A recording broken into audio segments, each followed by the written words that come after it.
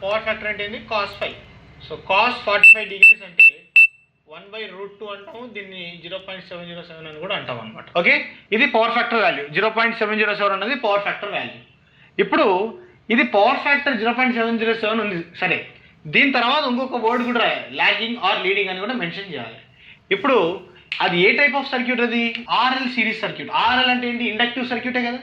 Inductive సర్క్యూట్లో current లాగింగ్లో ఉంటుందా లీడింగ్లో ఉంటుందా? వోల్టేజ్ కంపేర్ చేసుకుంటే కరెంట్ లాగింగ్లోనే ఉంటుందా ఇండక్టివ్ సర్క్యూట్లో. అందుకని పవర్ ఫ్యాక్టర్ని కూడా 0.707 లాగింగ్, పవర్ ఫ్యాక్టర్ని 0.707 లాగ్ అని చెప్పి రాస్తాం అనమాట. Okay, next question, power factor of an AC circuit is అని అడుగుతున్నాడు. ఏమడుగుతున్నాడు? Power factor of an AC circuit. ఇప్పుడే చెప్పాను పవర్ ఫ్యాక్టర్ అంటే ఏంది? cos 5. ఈ cos 5 cos θ అని కూడా రాయొచ్చు అని చెప్పాను కదా. ఇప్పుడు ఈ cos θ మనం ఫైండ్ అవుట్ చేయాలి. ఇప్పుడు మన ఇంపిడెన్స్ ట్రయాంగిల్ ఇలాగే ఉంటుందని ఆల్రెడీ డిస్కస్ చేసుకున్నాం. ఇది కింద ఆర్, ఇది ఎక్స్, ఇది జెడ్. జెడ్కి ఆర్కి మధ్య ఉన్న యాంగిల్ ఇదే θ అనమాట. ఇప్పుడు పైథాగరస్ థీరం నుంచి cos θ కనుక్కోవాలి. cos θ అంటే ఏంది? ఎప్పుడైనా కానీ మనకి అడ్జసెంట్ సైడ్ అంటే యాంగిల్కి పక్కన ఉన్న సైడ్ ఏంటి? ఆర్ డివైడెడ్ బై హైపోటెన్యూస్ ఏంది? జెడ్. ఈ ఫార్ములా నుంచి కదా మనకు వచ్చింది R is equal to Z cos theta అని చెప్పేసి. ఇప్పుడు చెప్పండి, కాస్ థీటా అంటే పవర్ ఫ్యాక్టర్ అంటే ఏంది? R by Z. So option D is the right answer అనమాట. సో అది R by Z power factor angle formula అనమాట. ఇంకా కొన్ని మనకి బేసిక్ లెవెల్ కాన్సెప్ట్స్, డౌట్స్ ఏమన్నా క్లియర్ అయితే మన ఎగ్జామ్ పాయింట్ ఆఫ్ వ్యూలోనే సెలెక్ట్ చేయబడిన క్వశ్చన్స్ ఇవన్నీ కూడా. సో ఫస్ట్ నేను స్టార్ట్ చేయడానికి ముందు ఒక్కసారి వీడియో పాజ్ చేసుకొని ఇవన్నీ క్వశ్చన్స్ అన్ని మీరు బుక్లో ఎక్కించుకుంటే బెటర్ ఉంటుందని నా feeling. So I hope you have entered మొత్తం బుక్లోకి ఎక్కించుకుంటే.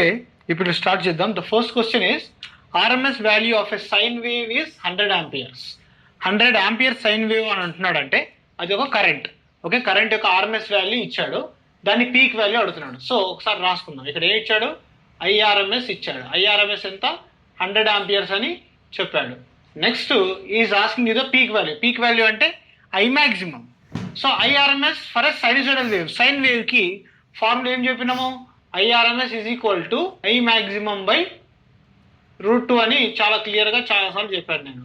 ఇది ఆర్ఎంఎస్ వాల్యూ యొక్క ఫార్ములా. ఇక్కడ నుంచి నాకు ఐ మ్యాక్సిమం కావాలి, అదే పీక్ వాల్యూ అడుగుతున్నాడు కదా, ఐ మ్యాక్సిమం. సో చెప్పండి, ఇక్కడ నుంచి I maximum is equal to ఏమని రాయొచ్చు? I maximum will be equal to IRMS into √2 కదా. ఐఆర్ఎంఎస్ ఎంత? 100 amperes. 100 amperes into √2. √2ని ఏమని రాయొచ్చు? 1.414 అని రాయొచ్చు కదా. సో 100 ఇంటూ 1.414 ఏమైపోతుంది? 141.4 అవుతుంది అప్రాక్సిమేట్లీ. ఇంత amperes. This is what I maximum. So option చూస్తే ఆప్షన్ బిలో మనకి సెట్ అవుతుంది అనమాట. ఆప్షన్ బి 141 amperes ఉంటుంది. That is the right answer. Next ఈ క్వశ్చన్లో ఇంకేం అడగచ్చు మనకి? ఇంకేం అడగచ్చు అని అంటే దీన్నే బేస్ చేసుకొని మనకి యావరేజ్ వాల్యూ అడగచ్చు. ఇప్పుడు ఏమన్నాడు? ఆర్ఎంఎస్ వాల్యూ ఇచ్చిండు, పీక్ వాల్యూ కనుక్కోమని నేను కనుక్కున్నా. నెక్స్ట్ యావరేజ్ వాల్యూ అడిగితే ఏమని చేస్తారు? సో ఒక సైనసోయిడల్ వేవ్కి ఐ యావరేజ్ అంటే యావరేజ్ వాల్యూ అంటే ఏ విధంగా కనుక్కోవాలంటే 2 I max by pi. So ఇది మనకి యావరేజ్ వాల్యూ వస్తుంది అనమాట. Okay, RMS value, average value తెలుసు. దీని నుంచి మనము ఏం కనిపెట్టచ్చు అంటే ఫార్మ్ ఫ్యాక్టర్ అని ఉంటుంది. ఏంటది? Form factor. ఫార్మ్ ఫ్యాక్టర్ అంటే ఏంటి? ఫార్మ్ ఫ్యాక్టర్ అంటే ఆల్రెడీ చెప్పాను నేను. ఫార్మ్ ఫ్యాక్టర్ అంటే ఏంటంటే ఒకసారి ఇది చూడండి, FOR. ఆర్ అంటే ఆర్ఎంఎస్ వాల్యూ, ఎఫ్ అంటే ఏం లేదు, ఏ అంటే యావరేజ్ వాల్యూ. అంటే RMS value by average value. RMS value ఏంది? I max by √2. Average value ఏంది? 2 I max by pi. So ఈ రెండింటి చేస్తే ఏమంత వస్తుంది? 1.11. సో ఇది ఫార్మ్ ఫ్యాక్టర్ అనమాట. దేని యొక్క ఫార్మ్ ఫ్యాక్టర్? ఒక సైన్ వేవ్ యొక్క ఫార్మ్ ఫ్యాక్టర్ 1.11. నెక్స్ట్ ఇంకొకటి ఏం అడుగుతారంటే డైరెక్ట్గా పీక్ ఫ్యాక్టర్ అడుగుతాడు. సైన్ వేవ్ యొక్క peak factor. So peak factor అంటే ఏంటంటే, పీక్ ఫ్యాక్టర్ అంటే పీ అంటే పీక్ అంటే maximum, I maximum by R. R అంటే IRMS. So maximum value by RMS value. దానికి ఏమొస్తుంది? Peak factor. పీక్ ఫ్యాక్టర్ అనేది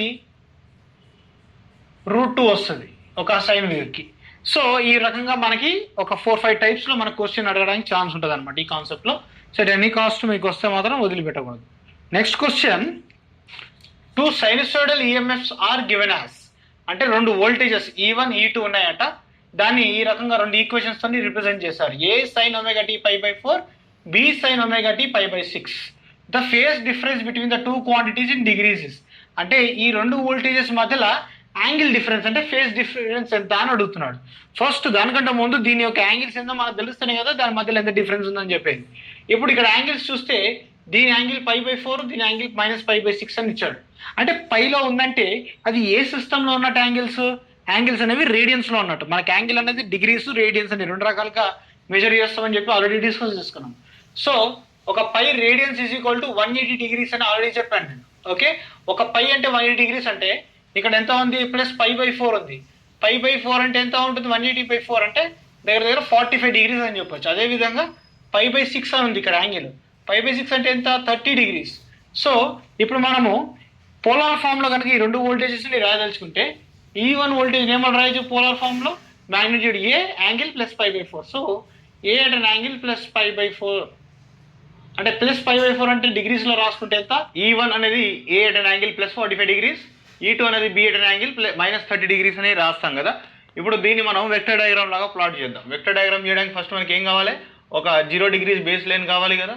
సో ఇది 0 degrees బేస్ లైన్ అనుకుంటే ఇప్పుడు E1ని ప్లాట్ చేద్దాం. E1 ఏముంటుంది A at plus 45 degrees. Plus 45 degrees అంటే ప్లస్ అంటే పైకి 0 పైకి ప్లస్ 0 కిందికి ఈ డైరెక్షన్లో మైనస్ అని ఆల్రెడీ చెప్పాను. 45 degrees అంటే ఎగ్జాక్ట్గా సంథింగ్ లైక్ దిస్ ఇలా ఉంటుంది. ఓకే, ఇది ఎంత యాంగిల్ ఇది ప్లస్ 45 degrees. ఓకే, ఇది E1.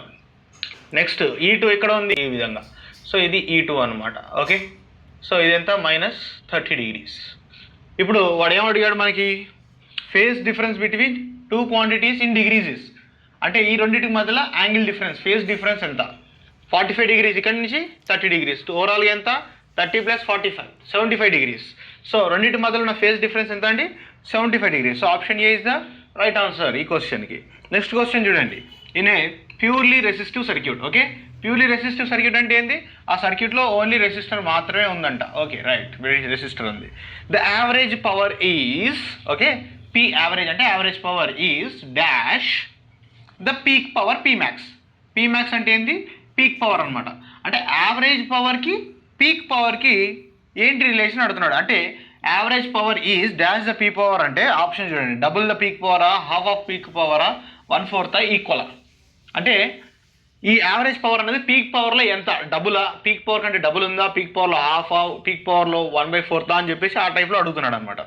సో దానికంటే ముందు ఒక రెసిస్టర్లో పవర్ యావరేజ్ పవర్ ఫార్ములా గురించి నేను చాలా స్ట్రెస్ చేస్తూ అప్పుడే చెప్పాను. మనం మెయిన్గా రెసిస్టర్ గురించి చదివేటప్పుడే ఏం చెప్పాను, రెసిస్టర్లో ఎప్పుడైనా కానీ పవర్ యావరేజ్ పవర్ ఉంటుంది. పి యావరేజ్ అంటే ఏమని చెప్పాను, P average in resistor is equal to VRMS into IRMS అని చెప్పాను కదా. ఇదే కదా యావరేజ్ పవర్ అంటే నేను చెప్పింది. యావరేజ్ పవర్ ఇన్ రెసిస్టర్ అంటే VRMS ఇంటూ IRMS. దీన్ని ఏమని రాయొచ్చు VRMS ఇంటూ IRMSని. VRMS అంటే ఏంది V maximum బై √2, IRMS అంటే I maximum by √2, VM into IM ఏమైతే VM into IM divided by √2 రెండు మల్టిప్లై చేస్తే వస్తుంది 2 వస్తుంది. సో ఇప్పుడు VM ఇంటూ IM అంటే maximum voltage into maximum current అంటే ఏం రాయొచ్చు, మ్యాక్సిమం పవర్ అని రాయొచ్చు కదా, P maximum by 2. So average power అంటే ఏంది, మ్యాక్సిమం పవర్లో half, maximum power by 2. So average power P average is half of maximum power. So ఇది రిలేషన్ అనమాట. Option B answer. The reactance offered by a capacitor to 50 Hz AC frequency is 10 ohms అని అంటున్నాడు. So ఇక్కడ మనకి discussion వచ్చేసి దేని గురించి అంటే ఒక కెపాసిటర్ గురించి. కెపాసిటర్కి రియాక్టెన్స్ ఉంటుందని చెప్పాను కదా, అంటే కరెంట్ని అపోజ్ చేసే ప్రాపర్టీ ఉంటుంది అన్నాం కదా, దాన్ని ఏమంటాము XC అంటాం కదా. కెపాసిటివ్ రియాక్టెన్స్ అంటే కెపాసిటర్ ఒక కరెంట్ని అపోజ్ చేసే ప్రాపర్టీ. సో XC యొక్క ఫార్ములా ఏమని చెప్పినా నేను 1/2πf × C. ఇది కెపాసిటివ్ రియాక్టెన్స్ అని తెలిసి చెప్పాం కదా. ఇప్పుడు చూడండి, ఈ కెపాసిటివ్ రియాక్టెన్స్ అనేది దేనిపైన ఆధారితమైంది అంటే ఏ పారామీటర్ మీద డిపెండ్ అవుతుంది, అది ఫ్రీక్వెన్సీ పైన డిపెండ్ అవుతుంది, కెపాసిటెన్స్ యొక్క వాల్యూ మీద డిపెండ్ అవుతుంది. సపోజ్ కెపాసిటర్ ఒకటే, అదే కెపాసిటర్ నేను మార్కెట్ నుంచి ఒక కెపాసిటర్ కొనుక్కొచ్చిన, మన ఇంట్లో లేదా మీ ఫ్యాన్ కెపాసిటర్ ఉంది అనుకుందాం. దాన్ని ఇప్పుడు వాడు ఏం చేస్తున్నాడట, reactance offered by capacitor to 50 Hz AC frequencies 10 ohms. అంటే మనం 50 Hz ఉన్న AC సప్లైలో పెడితే దాని నుంచి వచ్చే రియాక్టెన్స్ ఎంత అంటే 10 ohms అంట. Okay, if frequency increases to 100 Hz reactance becomes. అంటే ఫ్రీక్వెన్సీని పెంచుకున్నాడు, ఎంత 50 నుంచి 100 చేస్తే రియాక్టెన్స్ ఏమవుతుంది, సో రియాక్టెన్స్ కూడా చేంజ్ అవుతుంది. ఎందుకంటే ఇప్పుడు చెప్పాం కదా ఈ ఫార్ములాలోనే మనకి ఫ్రీక్వెన్సీ మీద డిపెండెన్సీ ఉంది. సో ఏ విధంగా డిపెండ్ అవుతుంది అంటే ఇప్పుడు చూడండి x2/x1 అని నేను రేషియో తీస్తాను. x2 అంటే పెంచిన తర్వాత రియాక్టెన్స్, x1 అంటే పెంచక ముందుకు రియాక్ట్. సో ఆ ఫార్ములా చేస్తే ఇక్కడ F1 F2 అవుతుంది, ఎందుకంటే రెండు ఫ్రీక్వెన్సీస్లో చూస్తున్నాం కాబట్టి. అప్పుడు ఏమవుతుంది 2f1/c/2f2c ఇలా మనకి ఫార్ములా వస్తుంది రెండింటి యొక్క రేషియో తీసుకుంటే. సో 2π/cc క్యాన్సిల్ అయిపోతే మనకు ఫైనల్ ఏం మిగులుతుంది, x2/x1 is equal to f1/f2. Okay, ఇది జస్ట్ x2 కాదు, xc2. Okay, capacitive reactance. ఇక్కడ నుంచి xc2 కావాలంటే ఏం కావాలి, x2 కావాలంటే f1/f2 ఇంటూ xc1. f1 అంటే ఫస్ట్ ఎంత ఉంది ఫ్రీక్వెన్సీ 50 Hz, ఆ తర్వాత ఎంత ఉంది 100 Hz f2 అంటే. xc1 అంటే ఫస్ట్ ఎంత ఉండే కెపాసిటెన్స్ 10 ఉండే. సో ఈ రెండు చేస్తే ఏమవుతుంది మనకి 5 ohms వస్తుంది. Okay, 5 ohms is the answer. ఏది ఆప్షన్ బి అనేది రైట్ ఆన్సర్ అనమాట. సో సరే, ఇట్లాంటి క్వశ్చన్స్ ఇస్తే ఇంత పెద్ద ప్రొసీజర్ ఫాలో కావాలా, మాకు గుర్తుండదు ఏం చేయాలంటే ఏం లేదు, సింపుల్గా మనకి కెపాసిటివ్ రియాక్టెన్స్ ఫార్ములా ఐడియా ఉంది కదా. ఏంది capacitive reactance formula, xc is equal to 1/2πf into C, అంతే కదా, 2πf ఇంటూ సి. 2 అనేది ఒక కాన్స్టెంట్ నెంబర్ మాత్రమే, అది ఎప్పుడు మారదు అంతే. పై అనేది కూడా ఒక నెంబర్. సో ఈ కాన్స్టెంట్స్ని తీసేసి నెక్స్ట్ కెపాసిటర్, సి అంటే కెపాసిటెన్స్ కదా, అదే కెపాసిటెన్స్ని రెండు డిఫరెంట్ ఫ్రీక్వెన్సీస్లో పెడుతున్నాం కాబట్టి కెపాసిటెన్స్ కూడా సేమ్ కాన్స్టెంట్ తీసేసి నీకు ఫైనల్గా XC అనేది దేని మీద డిపెండ్ అవుతుంది, 1/ఫ్రీక్వెన్సీ మీద డిపెండ్ అవుతుంది. ఓకే, XC డిపెండ్ ఆన్ 1/ఫ్రీక్వెన్సీ అని ఫైనల్గా మనకు మిగిలిపోయింది. అంటే దీని మీనింగ్ ఏంది, ఈ విధంగా రాస్తే ఏంటి అంటే ఫ్రీక్వెన్సీ పెరిగింది అనుకోండి, కెపాసిటివ్ రియాక్టెన్స్ అనేది తగ్గుతుంది. ఎందుకంటే ఫ్రీక్వెన్సీ అనేది 1/f డినామినేటర్లో ఉంది కదా. సో అదేవిధంగా ఒకవేళ ఫ్రీక్వెన్సీ తగ్గితే రియాక్టెన్స్ అనేది పెరుగుతుంది. సో ఈ రకంగా ఇన్వర్స్ రిలేషన్ ఫాలో అవుతుంది అనమాట. ఒకసారి ఈ క్వశ్చన్ చూస్తే సేమ్ కెపాసిటర్ మనకు అర్థమైంది. ఫస్ట్ ఫ్రీక్వెన్సీ 50 Hz ఉంది, ఆ తర్వాత ఫ్రీక్వెన్సీ 100 Hz అయింది. అంటే ఫ్రీక్వెన్సీ ఎన్ని టైమ్స్ పెరిగింది, ఎంత పెరిగింది, డబల్ అయింది. ఫస్ట్ 50 ఉండేది 100 అయింది. అంటే 2 times ఫ్రీక్వెన్సీ పెరిగిందంటే రియాక్టెన్స్ ఎన్ని టైమ్స్ తగ్గుతుంది, అది కూడా 2 times తగ్గాలి. 2 times అంటే తగ్గడం అంటే ఏంది, హాఫ్ అవ్వడం. సో 10లో హాఫ్ ఎంత, 5. డైరెక్ట్గా క్వశ్చన్ చూస్తే మనం ఆన్సర్ రాసుకుంటూ పోవచ్చు అనమాట. So next question, when sinusoidal voltage, okay, ఒక సైనసోయిడల్ వోల్టేజ్ అనేది అక్రాస్ RL సిరీస్ సర్క్యూట్లో మనము అప్లై చేసాం అనమాట. RL series circuit, sinusoidal voltage is applied across RL series circuit అని అన్నాడు. RL సిరీస్ సర్క్యూట్ అంటే ఏముంటుంది, మనకి ఒక రెసిస్టర్ ఉంటుంది, అట్ ద సేమ్ టైం ఒక ఇండక్టర్ సిరీస్లో ఉంటుంది. దీనికి ఒక సైనసోయిడల్ AC వోల్టేజ్ అప్లై చేశారు. సో RL సర్క్యూట్ మనం ఆల్రెడీ చదువుకున్నాం దీని గురించి. ఈ సర్క్యూట్లో ఒక కండిషన్ ఇచ్చాడు, ఏమి ఇచ్చాడంటే R is equal to XL అన్నాడు. అంటే R అనేది రెసిస్టర్కు ఉన్న అపోజింగ్ క్వాంటిటీ, ఇది XL అనేది ఇండక్టర్కు ఉన్న అపోజింగ్ క్వాంటిటీ, ఇండక్టివ్ రియాక్టెన్స్. ఆ రెండింటి యొక్క వాల్యూస్ సేమ్ అన్నాడు. ఫేజ్ యాంగిల్ అని అడుగుతున్నాడు. ఇప్పుడు ఈ సర్క్యూట్ యొక్క ఫేజ్ యాంగిల్ ఏంటి, నేను ఆల్రెడీ చెప్పాను. ఫేజ్ యాంగిల్ అంటే తీటా, దాన్ని ఏమని రాయొచ్చు, tan ఇన్వర్స్ ఆఫ్ ఇమాజినరీ అంటే దయ్యం ఎక్కడో, ఎవరు ఇక్కడ రియాక్టెన్స్ కదా, ఇమాజినరీ బై రియల్ అంటే రెసిస్టర్, అంతే కదా. ఇప్పుడు ఏమన్నాడు, R is equal to XL, రెండు ఒకటి అని అన్నాడు. అంటే ఏమైంది, రెండు క్యాన్సిల్ అయిపోతుంది, 1 మిగులుతుంది. tan ఇన్వర్స్ ఆఫ్ 1 అంటే మనకు తెలుసు అది 45 degrees అనేది answer. Okay, theta angle 45 degrees వచ్చింది సార్. ఇప్పుడు నెక్స్ట్ ఏందయ్యా అంటే ఫేజ్ యాంగిల్ ఈజ్, మన ఆప్షన్ చూస్తే ఆప్షన్ బిలో సిలో నీకు 45 degrees ఉంది. ఒక దానికి ఏమో ల్యాగ్ ఉంది, ఒక దానికి ఏమో లీడ్ ఉంది. ఇప్పుడు ఏది తీసుకోవాలా, ల్యాగ్ వస్తుందా లీడ్ వస్తుందా, ఏమొస్తుంది అని అంటే ఇప్పుడు ఇది ఏ type of circuit, R+L inductor అంటే ఇండక్టివ్ సర్క్యూట్. సో ఇండక్టివ్ సర్క్యూట్కి ల్యాగింగా లీడింగ్ ఎప్పుడైనా లాగింగ్ వస్తుంది. So option 45 degrees lag, option B is the right answer. Next, current in the circuit is అని అడుగుతున్నాడు. అంటే ఇక్కడ ఒక సర్క్యూట్ ఇచ్చాడు. ఏం సర్క్యూట్ ఇది, RLC సిరీస్ సర్క్యూట్. ఒక AC వోల్టేజ్ 100 volts 50 Hz ఫ్రీక్వెన్సీతో అప్లై చేశాడు. ఈ సర్క్యూట్లో వస్తున్న కరెంట్, ఈ సిరీస్ కరెంట్ ఎంత, I. ఈ I యొక్క వాల్యూ, ఈ కరెంట్ యొక్క వాల్యూ కావాలంటున్నాడు. ఈ రెసిస్టర్ యొక్క వాల్యూ ఎంత, 20 ohms అని ఇచ్చాడు. ఇండక్టర్ అక్రాస్లో ఉన్న వోల్టేజ్ ఇచ్చాడు 200 volts అని.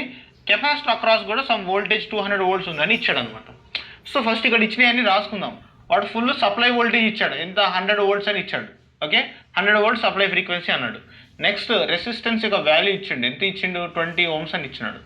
నెక్స్ట్ VL ఇచ్చాడు. VL అంటే ఏంది, వోల్టేజ్ అక్రాస్ ద ఇండక్టర్ కదా, ఎంత 200 volts అని అన్నాడు. నెక్స్ట్ VC కూడా ఇచ్చినాడు మనకి. VC అంటే ఏంది, అది కూడా వోల్టేజ్ అక్రాస్ ద కెపాసిటర్, అది కూడా 200 volts. ఇప్పుడు మనకి ఏం కావాలని అడుగుతున్నాడు, టోటల్ కరెంట్ I ఎంత అని అడుగుతున్నాడు, అంతే కదా, అది మనం కనుక్కోవాలి.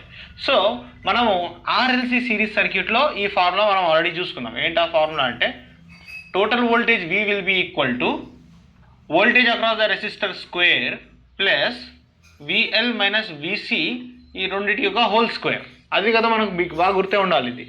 ఓకే, విఎల్ మైనస్ విసి చేయాలన్నాడు. అంటే ఇప్పుడు విఎల్ విసి చూడండి, ఈ రెండు ఏ విధంగా ఉన్నాయి, సేమ్ టు సేమ్ ఉన్నాయి. 200 అంటే 200 మైనస్ 200 అంటే 0, అంటే ఈ రెండు క్యాన్సిల్ అయిపోతుంది.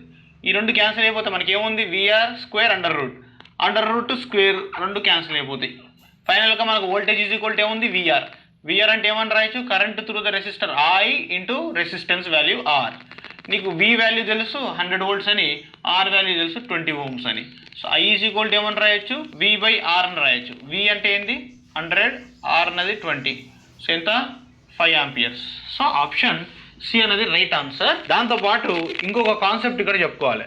ఇక్కడ ఏం జరుగుతుంది, మనకి VL is equal to VC, ఈ రెండు ఈక్వల్ అవుతున్నాయి.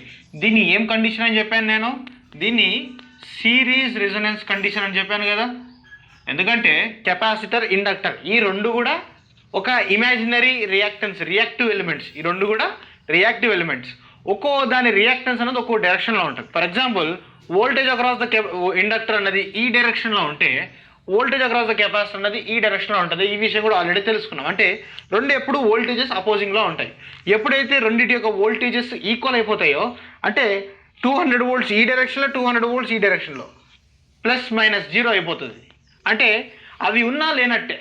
సో అలాంటి కండిషన్స్లో ఓకే, సిరీస్ రెజొనెన్స్ కండిషన్లో మనకి ఏమవుతుందంటే VL is equal to VC అవుతుంది. ఇది ఒక కండిషన్ అని చెప్పాను. దీన్నే మనము ఎక్స్ఎల్ ఈజ్ ఈక్వల్ టు ఎక్సి అని కూడా అవుతుందని చెప్పాను కదా.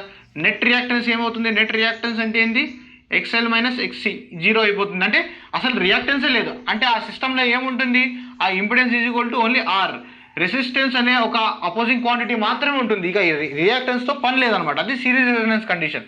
సో ఇఫ్ ఓన్లీ ఆర్ ఉందంటే ఆ సర్క్యూట్ డైరెక్ట్ ఆ సర్క్యూట్లో ఉన్న కరెంట్ని అప్లైడ్ వోల్టేజ్ బై ఆర్ అని చెప్పచ్చు కదా సింపుల్గా. సో ఆ విధంగా వచ్చిన ఫార్ములానే ఇదంతా కూడా. సో ఈ పాయింట్స్ మనం గుర్తుపెట్టుకుంటే మంచిది. నెక్స్ట్ ఈ క్వశ్చన్ చూడండి, this is very interesting question. If voltage is equal to 10 at an angle 15 volts.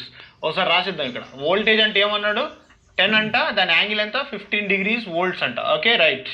Current I is equal to 2 at an angle minus 45 degrees amperes. అంటే current is equal to 2 at an angle minus 45 degrees amperes. Okay, ఇది current అనమాట. Next ఏం అడుగుతున్నాడు, what is the active power, reactive power అనేది అడుగుతున్నాడు. అది మనం కనుక్కోవాల్సిన aspect. ఇప్పుడు ఇక్కడ మనకి active power, reactive power formula ఏంటిది ఆల్రెడీ చెప్పినాను నేను. యాక్టివ్ పవర్ అంటే ఏంది, యాక్టివ్ పవర్ అంటే voltage into current into cos phi. Reactive power అంటే voltage into current into sine phi. Voltage నీకు తెలుసు 10, కరెంట్ యొక్క మ్యాగ్నిట్యూడ్ తెలుసు 2. ఇప్పుడు ఫై కావాలి. ఫై అంటే ఏంది, వోల్టేజ్కి కరెంట్కి మధ్యలో ఉన్న యాంగిల్. వోల్టేజ్కి కరెంట్కి మధ్యలో ఉన్న యాంగిల్ అది ఎట్లా కనుక్కోవాలంటే, ఫస్ట్ ఒకసారి మనకి పోలార్ ఫామ్లో ఇచ్చాడు కాబట్టి we will draw the vector diagram. So voltage ఒక వెక్టర్ వేస్తే ఏముంటుంది, వోల్టేజ్ అనేది 10 volts at 15 degrees, అది ప్లస్ 15 degrees. అంటే ఈ విధంగా ఎక్కడో ఉంటుంది. ఇది వోల్టేజ్. ఓకే, ఇది 15 degrees. కరెంట్ అనేది magnitude 2 at an angle minus 45 degrees. అంటే ఇక్కడ ఎక్కడో ఉంటుంది కరెంట్. ఓకే, ఇది కరెంట్ minus 45 degrees. సో పైకి 15, కిందికి 45. నెట్ రెండింటి మధ్యలో ఎంత ఉంది, 45 plus 15 60 degrees. So angle between voltage and current ఎంత అండి, 60 degrees. సో కాస్ 60 degrees అంటే ఏమని రాయొచ్చు, 1/2 కదా, అంటే 0.5 అంటే హాఫ్. ఇప్పుడు నెక్స్ట్ సైన్ 60 degrees. సైన్ 60 degreesని మనం ఏమని రాయొచ్చు, √3/2 అని కూడా రాయొచ్చు. √3/2నే మనం మళ్ళీ 0.86 అని కూడా రాయొచ్చు, నో ప్రాబ్లం. సో ఇప్పుడు మనము సాల్వ్ చేద్దాం. So power is equal to active power P is equal to voltage into current. Voltage ఎంత 10, కరెంట్ ఎంత 2 into cos phi. Cos phi ఎంత half, 2 cancel out, 10 watts. So active power ఎంత 10 watts. ఇప్పుడు reactive power చూద్దాం. Reactive power కూడా 10 × 2 into cos sign 60 అంటే √3/2. So √3/2, 2 cancel, 10 × √3 అంటే 17.32 VAR. Okay, volt ampere reactive. So ఇది రియాక్టివ్ పవర్. ఆల్వేస్ గుర్తుపెట్టుకోండి units. Active power యొక్క units watts. Active power units ఏంటి, వాట్స్. రియాక్టివ్ పవర్ యూనిట్స్ ఏంటి, వోల్ట్ ఆంపియర్ రియాక్టివ్ VAR. ఈ రెండింటిని కలిపి వచ్చేదాన్ని అపరెంట్ పవర్ అని అంటాం. అపరెంట్ పవర్ అంటే ఏంది, P² + Q² కదా. దీని యూనిట్స్ ఏంటి, ఖాళీ VA, వోల్ట్ ఆంపియర్స్ అని అంటారు అనమాట. సో ఇప్పుడు ఆప్షన్ చూస్తే ఏది, ఆప్షన్ ఏ అనేది right answer. Okay, thank you for watching.